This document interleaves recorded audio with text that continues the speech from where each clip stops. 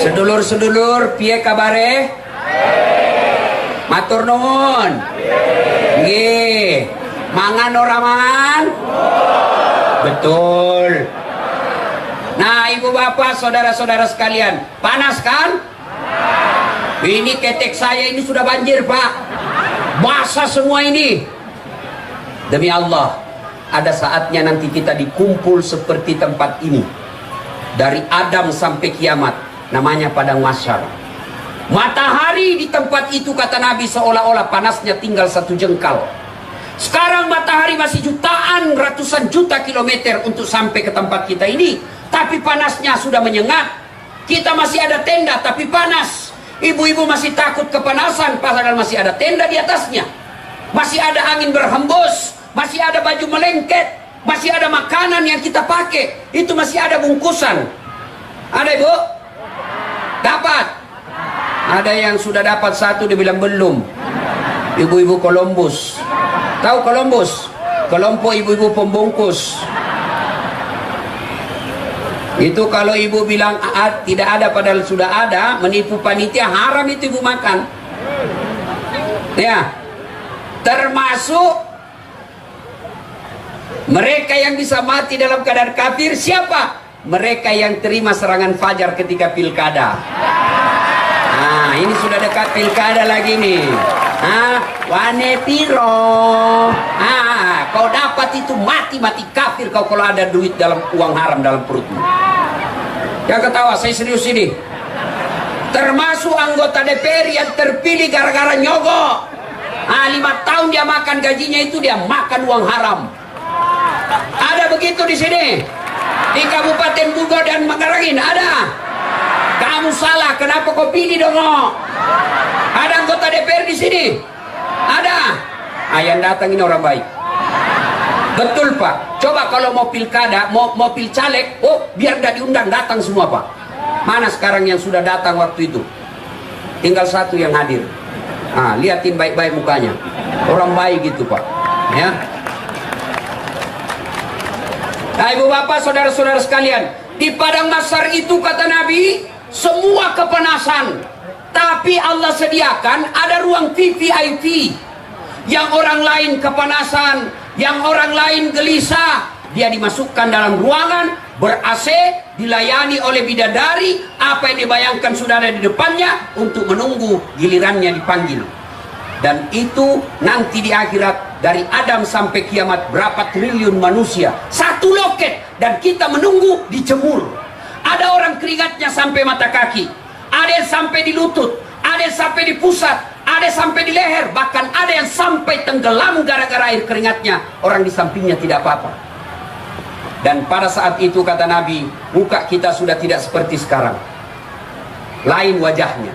Kata Nabi, ada yang mukanya nanti seperti tikus. Siapa muka tikus? Mereka ketika hidup sifatnya seperti tikus. Apa sifat tikus? Suka ngambil barang-barangnya petani. Kue disimpan baik-baik, ditutup rapat-rapat, dia makan tutupan nasi, dia curi. Itu tikus. Siapa mereka yang nanti mukanya seperti tikus? Termasuk diantaranya koruptor, yang ngambil uang-uang negara. Itu nanti mukanya seperti tikus. Termasuk bapak ibu yang bertetangga bertani, ngambil tanahnya tetangga, mukanya tikus. Termasuk ibu-ibu pergi pengantin, ngambil piringnya orang. Itu semua nanti. Lalu kata Nabi lagi, ada lagi yang nanti mukanya seperti ular. Siapa muka ular? Mereka yang suka menjilat-jilat. Ini yang banyak di kantor bupati. Cari-cari muka. Ya Pak, ya Pak. Kenapa banyak pegawai negeri hadir di sini? Mau tahu kenapa? Karena ada 2 bupati yang hadir. Itulah pentingnya jadi pejabat, Pak. Itulah pentingnya kita memilih pejabat yang baik. Supaya apa? Anak buahnya ikut baik. Dengar ini para kepala dinas. Kalau kalian dipaksa-paksa datang pengajian seperti ini, dipaksa-paksa bersedekah, dipaksa-paksa ikut majelis taklim, Bapak bersyukur. Lebih baik Bapak dipaksa masuk surga daripada sukarela masuk neraka. Iya. Coba kalau bupati dua ini datang sholat jamaah subuh, Assalamualaikum warahmatullah, Assalamualaikum warahmatullah, langsung dia cari, mana ini kepala dinas PU? Nggak pernah juga datang-datang nih sholat berjamaah subuh. Besok dikasih tahu sama Satpol PP, polisi setengah. Kata Satpol PP, Pak Kadis, Pak Bupati cari Bapak kemarin subuh. Bapak kata Bapak, nggak pernah Bapak datang sholat subuh. Besok jam 5 sholat subuh, setengah 4 sudah ada di masjid. Itulah pentingnya kita ngambil pejabat-pejabat yang baik. Kenapa? Karena anak buahnya ikut baik. Coba seperti Pak Bupati tadi sampaikan, Bupati Merangin. Ustadz, kayak ada punya kunjungan apa yang datang ke desa-desa, ke dusun-dusun, saya bawa semua kepala dinas saya. Ada yang mengeluh, pertanian kami, kepala dinas pertanian urus itu, kalau kau tidak urus saya pecat kau. Selesai masalah. Jadi pejabat itu gampang, Pak, tinggal nunjuk. Saya lihat kotor, pekarangan kampung kita kotor, datang Pak Bupatinya menyapa, telepon camatnya, Pak Camat, ini pasarmu kok kotor betul. Banyak yang mau jadi camat itu. Oh, lah coba. Itu. Ayo. Dan juga siapa lagi yang biasa banyak cari-cari muka? Hati-hati Pak Bupati, Bapak ini masih muda, generasi harapan bangsa. Tapi demi Allah, tidak semua yang orang dekat dengan Bapak niatnya baik. Ini rem-rem atau gaspol? Gaspol? Nah, Pak, percayalah Pak, Bapak sekarang sebagai gula. Yang namanya gula pasti semut mengerumun. Begitu Bapak tidak ada jabatan, hilang semua gula. Hilang semua semut. Maka sekarang Bapak adalah gula yang akan maju kedua kalinya. Hati-hati dengan kontraktor. Itu tim sukses itu. Bapak bilang gaspol. Ya? Nah, tim sukses ini, maka Bapak saya berwasiat kepada diri saya dan kepada para pejabat.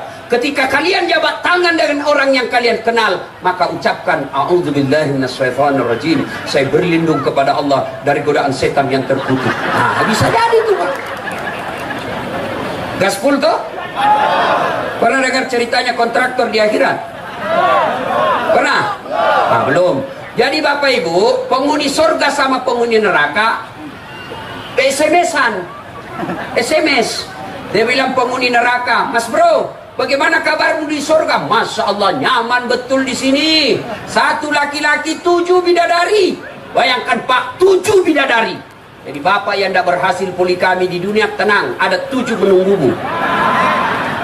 Dan ini 7 bidadari perawan terus, tidak pernah kentut. Nah, seperti istri rumah, tiap bulan dia haid, datang bulan hilang sinyal. 1 minggu hilang sinyal, Pak. Ini bidadari perawan terus, 7 Pak. 1 laki-laki, 7 bidadari. Biar Bapak yang tua ini di depan baju batik, dikasih nanti 7 itu, Pak. 7 Pak. Bayangkan 7 bidadari.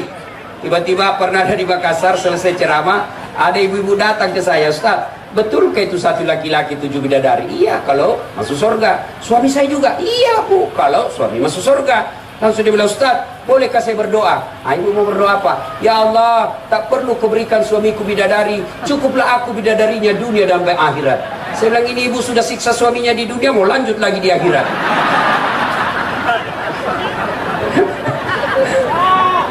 Nah, lalu penghuni surga berkata, bagaimana kabarmu di neraka? Wah, kadang nyaman, tidak ada nyaman di sini, menderita terus. Lalu penghuni neraka berkata, bolehkah kami jalan-jalan ke situ surga? Dia bilang, boleh aja. Bagaimana caranya? Gampang, nanti kami cari keluarnya, kata penghuni neraka. Gimana? Kami bikin jembatan dari neraka, kamu juga bikin jembatan dari surga. Kita ketemu di tengah. Setuju? Setuju. Lelang proyek. Keluar pemenang tender. Waktu pekerjaan 3 hari. Hari pertama, jembatan dari neraka selesai 50%. Hari kedua, selesai 70%. Hari ketiga, tuntas, efektif dan efisien, selesai tepat waktu. Tiba-tiba penghuni neraka lihat dari jembatan dari surga, kok belum mulai proyeknya? Kami sudah sampai di tengah. Dia teriaklah ini dari neraka, oi Mas bro, kenapa kau belum mulai jembatan? Kami sudah sampai nih, kamu belum goyang-goyang di proyekmu. Apa kata dari surga? Bagaimana mau dimulai? Kontraktor, pemborong, pengawas, panitia, ada semua di situ.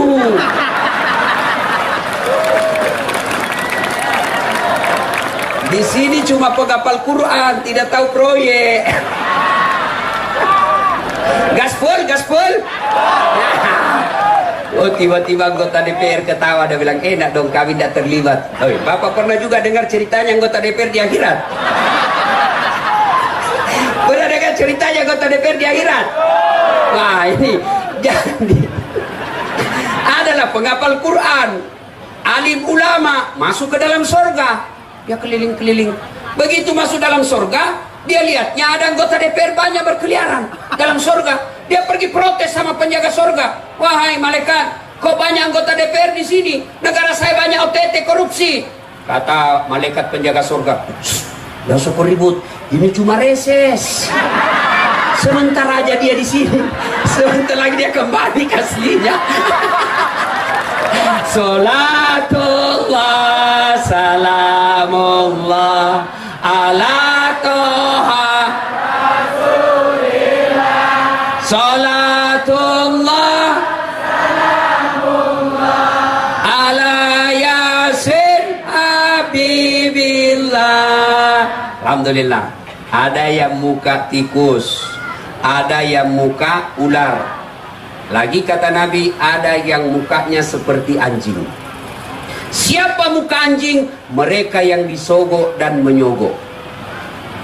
Jadi pegawai negeri nyogok 500 juta. Sampai pensiun itu bos, kau tidak bisa kembalikan modalmu. Apa hebatnya pegawai negeri?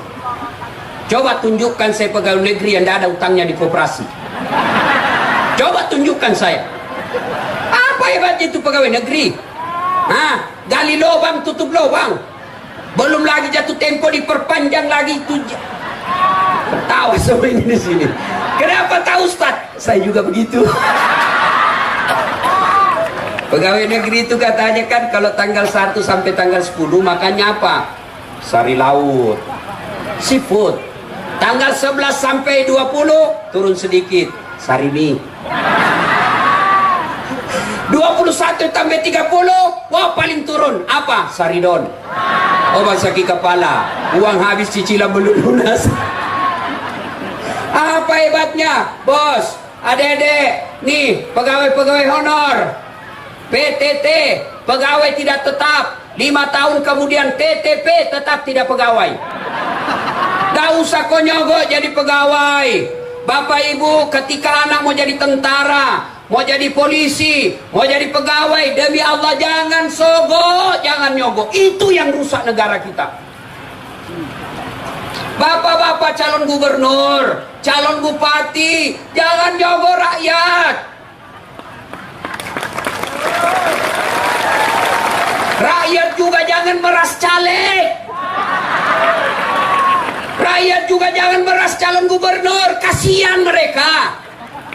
Kalau kalian satu RT mau dibiayai, ya masih bisa masuk akal. Ini satu provinsi bos. Gimana mau duit kecuali dia korupsi? Jangan. Ayo, jangan nyogok. Bapak gubernur mau jadi gubernur lagi, Bapak bupati mau kedua kalinya, itu baik. Tapi jangan nyogok. Gimana caranya? Yuk bangun sholat tahajud, minta kepada Allah. Sholat tahajud 40 malam berturut-turut. Karena ada hadis menjelaskan, siapa yang bangun sholat malam 40 malam berturut-turut, Allah malu tidak mengabulkan doanya. Maka bapak-bapak ini, kepala-kepala dinas, mau jadi sekda, tidak usah nyogok. Pak camat mau jadi kepala dinas, tidak usah nyogok. Lebih baik dengan sholat tahajud. Mana bisa orang ustadz jadi pegawai tidak nyogok? Demi Allah, saya dan saudara-saudara saya, tidak ada nyogok satupun. Siapa yang saya sogok? Saya bangun sholat tahajud, saya minta kepada Allah, ya Allah, engkau sumber kekuasaan, tiada yang mustahil di sisimu, tidak ada yang bisa mengalahkan kekuasaanmu. Saya mau jadi pegawai menghadiahkan orang tua saya mau bahagiakan ibu bapak saya, mudahkan jadi pegawai supaya orang tua saya bangga. Allah kabulkan. Kalau sudah berdoa tidak dikabulkan Allah, jangan sangka buruk, berarti apa yang bapak minta tidak baik. Daftar polisi, sudah lari tiap hari, push up tiap hari, perut sudah kecil, daftar tidak lulus, berarti bukan polisi yang baik buat kau. sudah daftar kiri kanan pegawai negeri, sudah kursus, sudah ikut sholat tahajud, sudah bertolak bala dengan sedekah, sudah bersilaturahmi, tidak terpilih, berarti bukan di situ yang baik. Allah tahu mana yang baik. Saya 2014 ikut Pilwali Makassar, Pak. 10 pasang calon, kalah tidak, cuma yang menang lebih banyak suaranya. Belum tentu saya kalah. Tapi ternyata Allah tahu 2014 bukan di situ yang terbaik buat kau Dasat. Kalau kau cuma jadi wali kota, kau cuma di Makassar jago dalam kandang. Kau jadi ustadz kondang, keliling kemana-mana. Sampai ke Merangin, sampai ke sedulur-sedulur. Piye kabare? Api, ini bugis. Alhamdulillah. Saya daftar tentara, tidak lulus. Kenapa? Ceper.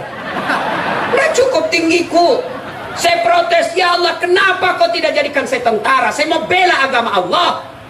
Saya tidak lulus. Kawan saya lulus. Jadi polisi. Sekarang dia sudah satu bunga di sini. Polda Sulbar. Di Polda Sulbar dia tugas reserse, pakai baret merah. Saya lulus jadi ustadz, pakai baret putih. Tapi alhamdulillah dengan baret putih saya pakai, mulai baret hitam sampai baret merah, saya ceramai kau semua. Allah kasih yang terbaik. Yuk, bapak-bapak, kepala dinas, pegawai, jangan nyogok. Kalian nyogok, maka selama kalian makan itu gajimu sebagai pegawai, selama itu makan uang haram termasuk uang pensiunmu. Maka lebih berdoa kepada Allah, minta tolong kepada Allah. Saya sudah berdoa, Ustaz. Kenapa doaku tidak dikabulkan? Karena Bapak berdoa, Bapak tidak tahu apa yang Bapak baca. Bapak-bapak, Bu, mau saya ajarkan doa gampang masuk surga? Mau? Mau? Ini dengar baik-baik, ayo ikut. Supaya hisapnya di akhirat gampang masuk dan tidak diberatkan masuk surga, dimudahkan. Ini doanya. Bismika Allahumma ahya wa bismika wa amut. Itu namanya beleng-beleng. Lain di mulut, lain di hati. Kenapa dia tidak dikabulkan doanya? Karena Bapak doanya mau masuk pegawai negeri, tapi Bapak baca doa minta jodoh. Bingung malaikat. Makanya ketika berdoa tidak harus pakai bahasa Arab. Daripada Bapak bahasa Arab tidak tahu ngerti, tidak paham, maka lebih baik Bapak bahasa Bugis, bahasa Jawa, bahasa Sunda, bahasa Indonesia. Boleh, bahkan boleh Bapak berdoa begini, ya Allah, Engkau sudah tahu apa yang ku mau, kabulkan. Selesai. Jadi ketika Bapak Ibu ada masalah, berdoalah kepada Allah. Adakah manusia yang tidak ada masalahnya di sini? Ada? Semua punya masalah. Ini muka-muka penuh masalah ini. Yang paling banyak masalahnya di tempat ini ada 2 orang. Bupati Merangin dan Bupati Bungo. Satu mau jadi gubernur, satu mau 2 periode, pasti masalah besar. Iya toh? Maka ketika ada masalah, berdoa. Sudah berdoa tidak dikasih, sangka baik. Mintalah kepada Allah Subhanahu wa taala. Jangan nyogok. Ya, pegawai-pegawai negeri kerja aja dengan baik. 2 sosok beliau yang ada di tengah-tengah kita, saya yakin bisa tahu mana pegawai saya yang cerdas, mana yang layak, mana yang tidak. Bisa ditahu. Nah, banyak lagi macam-macam muka pada saat itu. Dan seluruh barang-barang yang pernah kita ambil ketika itu disuruh pikul sambil menunggu panggilan. Bayangkan Pak, Bapak yang pernah ngambil tanahnya tetangga, bikin pagar, dia serobot setengah meter, yang setengah meter itu nanti Bapak disuruh pikul sambil menunggu giliran. Bapak-bapak pegawai yang pernah ngambil komputer, meja, apalagi kalau rumah pindah kepala dinas, terjadi pergantian bupati, rumah dinas biar horden hilang semua, piring hilang semua, kerjasama dengan kepala bagian umum untuk pengadaan. Ini nanti kalian di Padang Masar disuruh pikul semua barang yang pernah kau ambil. Maka lewatlah pegawai kita, wah pantas hilang gorden, ternyata Bapak yang ambil. Dan pada saat itu kata Nabi, Allah sediakan suatu ruangan, yang dimana ruangan itu diberikan keistimewaan. Maka di dalam ruangan itu ada 7 golongan orang yang dilindungi. 7 golongan orang yang dilindungi. Satu di antara 7 yang dilindungi itu, kata Nabi, imamun adil, pemimpin yang adil. Kita berdoa mudah-mudahan 2 bupati di tempat ini masuk dalam golongan pemimpin yang adil. Bupati Merangin, Bupati Bungo, mudah-mudahan jadi pemimpin yang adil. Ini penting. Kalau pemimpin adil, insya Allah rakyat akan sejahtera. Saya masih contoh, namanya pemimpin dalam Islam. Tidak usah nabi lah, terlalu tinggi tingkatannya. Manusia biasa seperti kita, Umar bin Khattab. Itu Umar bin Khattab salah satu manusia yang dijamin oleh Nabi 10 sahabat saya pasti masuk surga tanpa hisab. Satu di antaranya Umar bin Khattab. Kenapa Umar menjadi pemimpin yang adil? Contoh, Umar lagi kerja di rumah beliau, ngitung-ngitung duit. Tiba-tiba datanglah tamunya.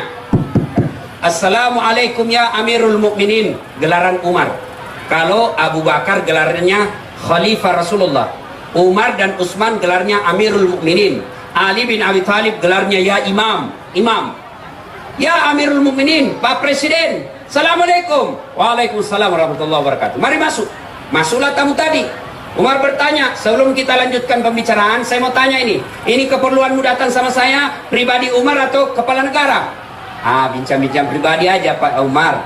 Kalau gitu saya matikan dulu lampu. Dia matikan pelita. Sudah mati pelita, gelap. Protes ini tamunya, ya Amirul Mukminin, kenapa kau matikan? Kita cerita gelap-gelap ini. Tadi itu saya lagi kerja, tugas ngutang uang negara. Ini lampu pakai minyak negara. Saya lagi kejar dinas, boleh saya pakai ini minyak. Sekarang kita cerita pribadi, tidak boleh kau pakai ini minyak negara, haram. Kalau 2 bupati mengamalkan ini kepada pegawai-pegawainya, maka tidak ada lagi plat merah berkeliaran untuk pengantin. Coba, ini pemimpin kalau begini bupati kita, goblok kalian kalau kalian tidak pilih lagi. Tahu lagi Umar lagi belusukan, tapi tidak seperti sekarang. Kalau pejabat belusukan bawa wartawan syuting, Umar malam belusukannya. Ketika jamaahnya pada tidur, rakyatnya pada tidur, Umar belusukan. Dah, besoknya ada Umar lewat di satu desa, ada ibu-ibu masak batu dia masak ibu dalam panci. Umar lihat, ibu kenapa masak batu? Dan tadi anak saya nangis. Dan ini ibu tidak tahu siapa yang datangi. Kenapa ibu? Dari tadi anak saya nangis lapar. Maka saya masak batu ini, dia tunggu. Mudah-mudahan dia lihat saya masak, dia tertidur. Supaya dia berhenti nangis, karena dia pikir ibunya lagi masak. Kata Umar, kau tipu anakmu. Dia tidak tahu itu apa gunanya itu Umar. Tidak tahu ngurus negara, kami ini kelaparan. Padahal Umar dia temani cerita. Lalu Umar berkata, oh begitu ya? Iya, itu Umar brengsek. Tahu apa dia kerja? Umar bergegas pulang ke rumah jabatan bupati kalau sekarang. Dia pikul itu gandum. Aslam ajudannya berkata, tabek Pak Bupati, biar yang saya pikul itu gandum. Kata bupatinya, apa? Kau mau pikul dosaku? Kasih tahu itu ajudannya, Pak. Oh, dia pikul sendiri. Datang ke ibu kembali. Dia masak dengan Umar sendiri yang masak. Dia ambil, dia masak, dia aduk, dia suapi anaknya. Lalu ini berkata, baik betul kamu ya. Tidak seperti Umar. Kau mau dapat gandum? Iya, kau datang besok ketemu Umar ya.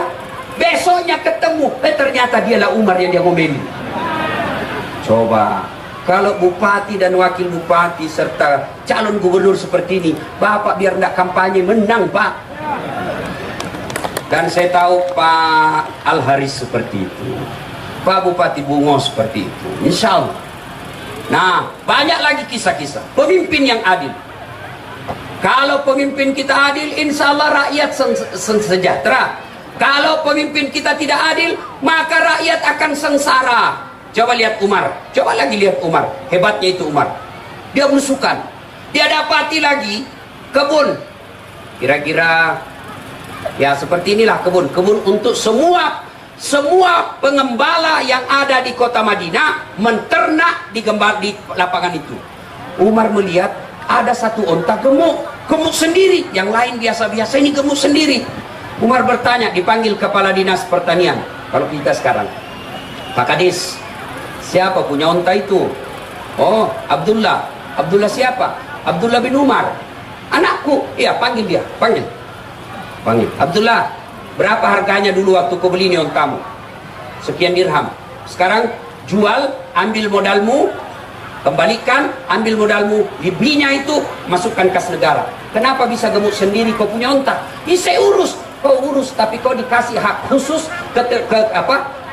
fasilitas khusus, karena kau dianggap anak presiden. Tidak boleh kau gitu. Insya Allah kalau di sini begitu calon-calon gubernur di Jambi, aman.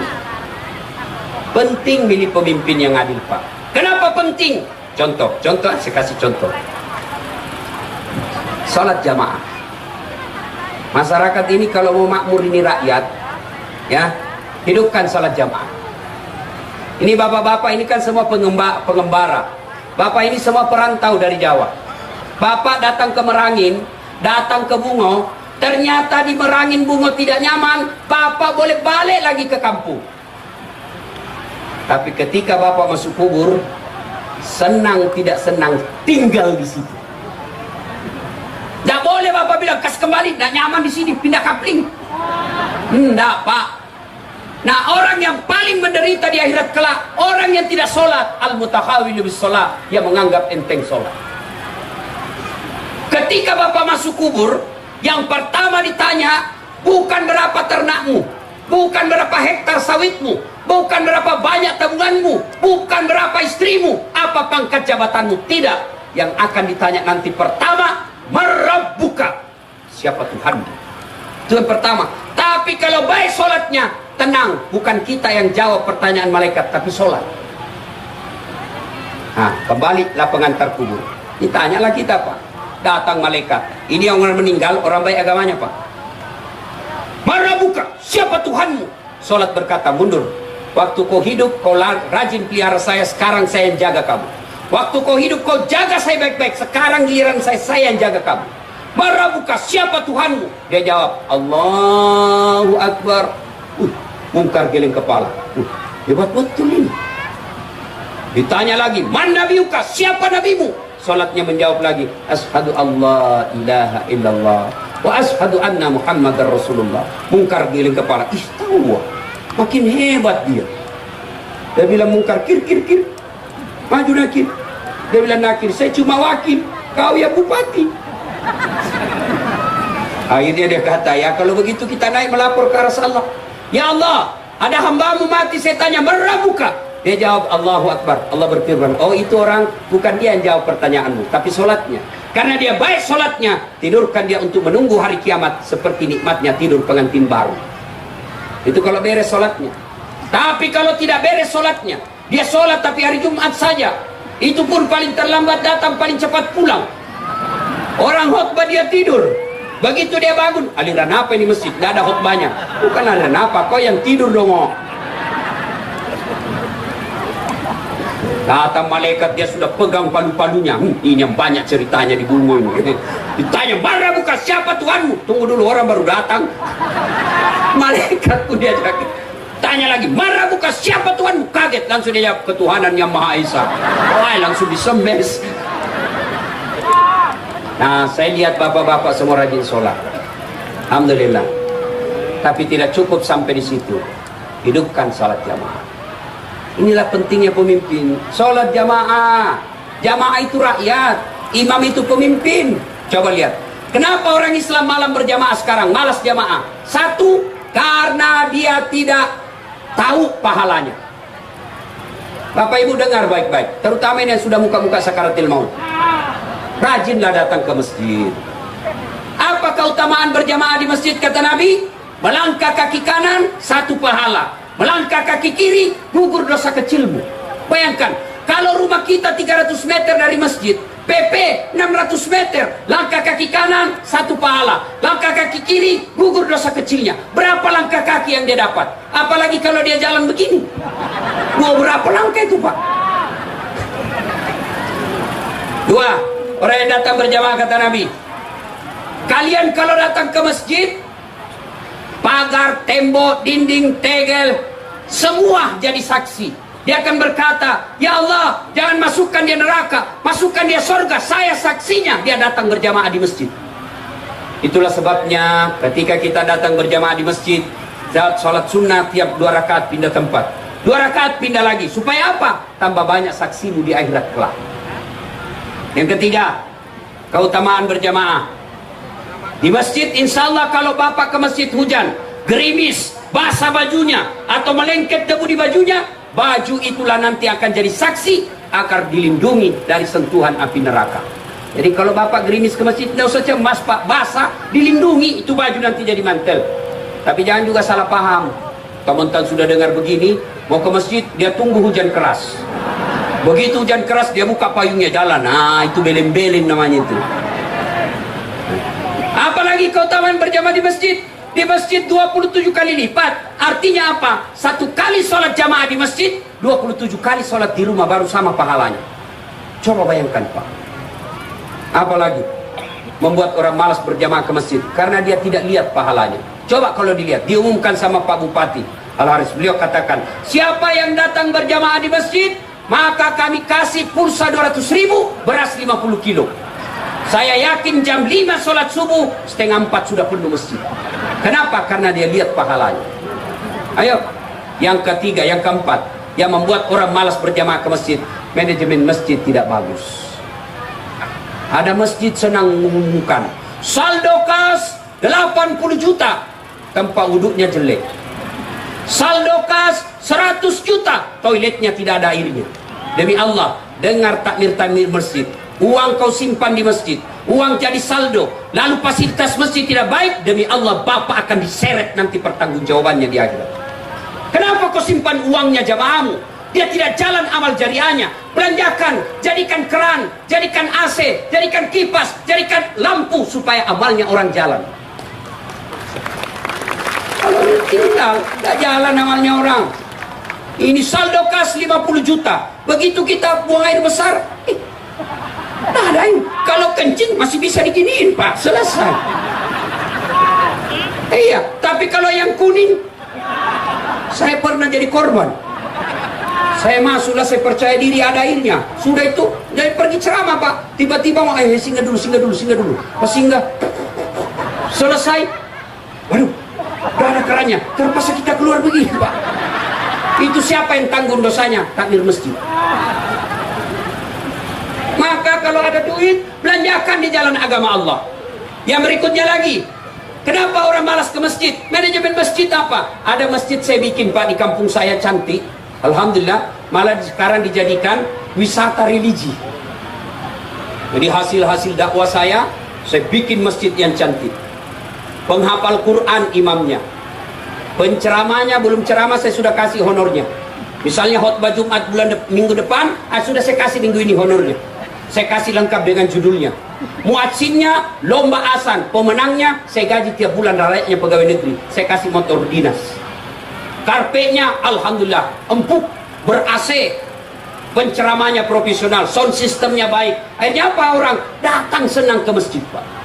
Tadinya cuma datang lihat-lihat, lama-lama azan berkomandan, dia malu tidak masuk masjid. Akhirnya masuk masjid, gara-gara apa? Cantiknya masjid. Coba, bagaimana orang mau ke masjid pak? Yang azan orang tua sudah pensiun.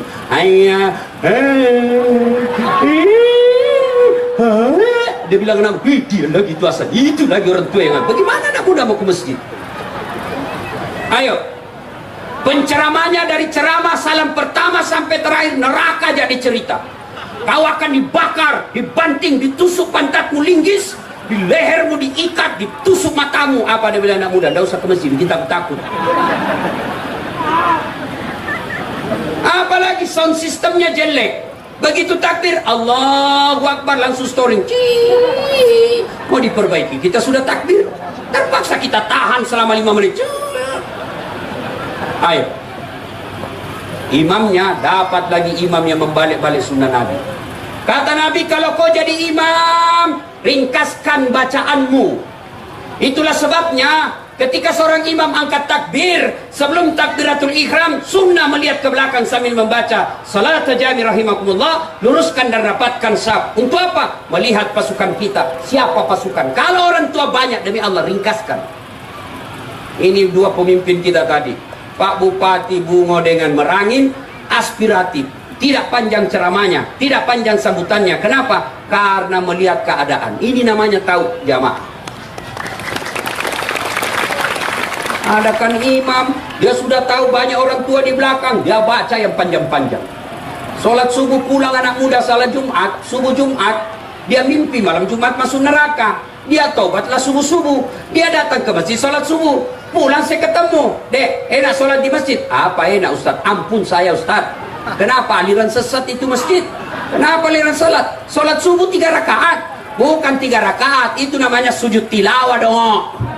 Makanya imam sebelum angkat takbir, jelaskan dulu ke jamaahmu. Ini malam Jumat kita akan membaca surah Sajadah, sunnah membaca Sajadah ini, dan pada ayat ini kita sujud. Itu bukan rakaat sujudnya, tapi itu rasa penghormatan kita yang diperintah Allah untuk sujud, namanya sujud tilawah. Baca, ringkaskan. Kenapa dianjurkan ringkaskan? Karena jamaah kita macam-macam. Ada ibu-ibu barangkali yang tahan kentut, ada bapak-bapak yang sudah pensiun rematik, nggak bisa lama berdiri. Ada anak muda yang pakai sepatu baru, lupa parkir baik-baik. Hilang sudah sepatu saya. Panjangnya mati, hilang sudah sepatu saya. Makanya macam-macam.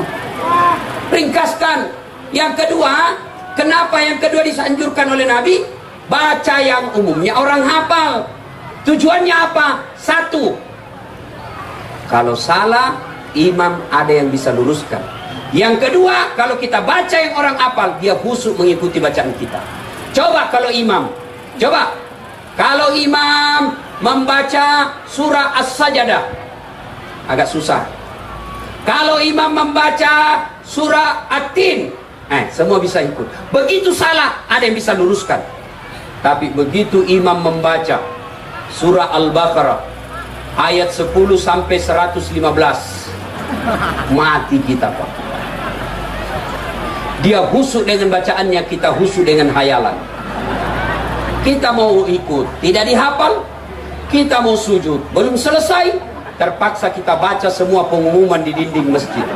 Keadaan keuangan masjid, saldo kas, pengeluaran minggu ini, semua dibaca Pak. Ternyata belum selesai juga imam membaca bacaannya. Habis satu papan dibaca, belum selesai. Kita baca lagi apa? Kita baca lagi kalender Persatuan Guru Republik Indonesia Cabang Kabupaten Merangin. Belum selesai imam, baca lagi bajunya orang. Al-Haris, calon gubernur Provinsi Jambi. Oh, dia baca semua itu Pak. Siapa yang salah? Imam. Makanya kata Nabi, ringkaskan. Contoh lagi, perlunya kita membaca umumnya orang apa? Ini kejadian saya waktu saya masih KKN, belum jadi ustadz waktu itu. Ada teman saya pakai baju takwa, saya bilang pasti anak pondok. Jadi imamlah dia, baca Al-Fatihah aman. Begitu dia baca Al-Kafirun, dalam hati saya cari penyakit ini anak ini. Wala antum abiduna ma a'bud, wala ana abidun ma abadtum. Wala antum abiduna ma a'bud, wala ana abidun, wala ana abidun ma abadtum, wala antum abid, wala ana. Ini teman saya jengkel yang anak fakultas sastra, dia teriak, "Woi, kenapa itu tak putar-putar tidak mau sampai?" Dia bilang, "Ini Imam, ini juga kupikir." Siapa yang salah? Siapa salah? Siapa salah? Imam. Saya waktu kecil Pak, SMP di kampung, sujud salat asar, lama betul imam sujud. Kenapa tidak bangkit ini? Lama sekali, tidak biasanya begini. Lama ditunggu-tunggu, tidak bangkit. Ada kawan saya diangkat kepalanya, langsung teriak, "Woi, hilang imam!" Ternyata yang ditunggu sudah hilang di tempat. Dia keluar melalui pintu samping. Pak, buat sholat. Selesai sholat ditanya, Pak Imam, kenapa kau tinggalkan jamaah? Dia bilang, "Saya kentut nak." Dia bilang, "Pak Imam, lain kali kalau kau kentut, angkat kepala jamaah supaya kita lihat kau keluar." Dia bilang, "Saya sengaja nak, saya malu kau lihat." Siapa yang salah? Siapa salah? Siapa salah? Siapa salah? Imam. Makanya dalam agama, milih imam hati-hati. Jadi makmum siapa saja boleh jadi makmum. Mulai dari orang awam sampai alim boleh jadi makmum. Mulai rakyat jelata sampai pejabat boleh jadi makmum. Mulai orang miskin sampai orang paling kaya boleh jadi makmum. Tapi imam hati-hati. Kenapa? Salah milih imam, sab dan jamaah kacau. 2020 Jambi dan Bungo pilih imam. Hati-hati milih imam. Siapa calon gubernur yang hadir di tempat ini? Ada berapa orang? Berapa? Jelas. Siapa calon Bupati Bungo yang hadir di tempat ini? Siapa? Sudah jelas. Ya, jelas. Sekarang banyak mau jadi pejabat, Pak, hanya karena modal uang. Maka ketika dia jadi pejabat bupati, kantor bupati dianggap PT-nya, dianggap perusahaannya, semau-maunya. Saya melihat jejak kehidupan Bapak Bupati Bapak Merangin, memang beliau birokrat. Bupati Bungo, saya dengar-dengar jejak karir beliau memang sudah baik. Alhamdulillah, kita doakan. Tapi ingat, pesan saya terakhir. Boleh berbeda pilihan, tapi jangan berpecah belah. Orang mau jadi gubernur, orang mau jadi bupati, kalian akur. Siapa calonmu? Siapa calonmu? Siapa calonmu? Boleh berbeda pilihan, tapi jangan bertengkar. Jangan menyebarkan hoax. Bapak kalau tidak senang sama seseorang, tidak usah pilih. Jangan kau cerita kejelekannya. Mana ada orang tidak punya kejelekan? Dengar baik-baik, wahai kaum muslimin muslimat. Allah mengajarkan melalui Nabi, jangan kau cerita aibnya orang. Kalau kau cerita aibnya orang, maka Allah akan mengungkap aibmu. Tapi kalau kau sembunyikan aibnya orang, kau rahasiakan keburukannya sesamamu manusia, maka Allah pun akan menutup aibmu di dunia sampai di akhirat. Maka kalau Bapak tidak senang calon bupati, calon gubernur, bukan pilihan Bapak, tidak usah menjelek-jelekkan. Cukup langsung masuk TPS, pilih yang kau mau. Bapak menjelek-jelekkan, Bapak dapat dosa. Apalagi menyebarkan berita bohong, menyebarkan fitnah, hoax, marah tim suksesnya, Bapak dilapor, Bapak masuk penjara hukuman 4 tahun, orang jadi bupati 10 tahun. Maka ibu bapak saudara-saudara sekalian, sikapi pemilihan ini dengan sebaik-baiknya, insya Allah. Nah, banyak yang ingin kita sampaikan, tapi waktu jualah yang membatasi kita. Insya Allah lain waktu dan kesempatan kita akan lanjut.